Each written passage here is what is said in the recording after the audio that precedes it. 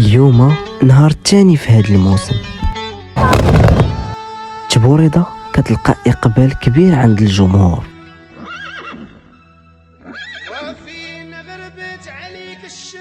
وكترتبط بالمنافسات الاحتفالية.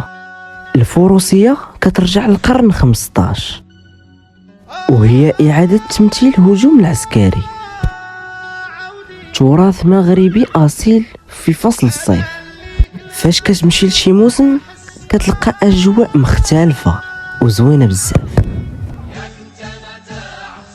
خليكم دابا مع دقات البارود.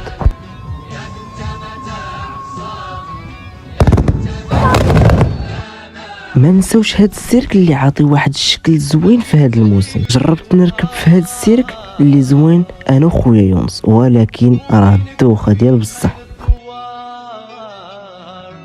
وتحياتي للناس اللي كرحبوا بيا فين ما مشيت، وراه اي حاجه كنشوفها كنصورها لكم نتوما الاولين.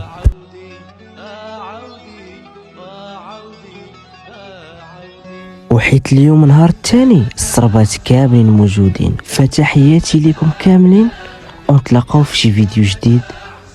و الى رجعت للموسم غادي نصور لكم بعض اللقطات.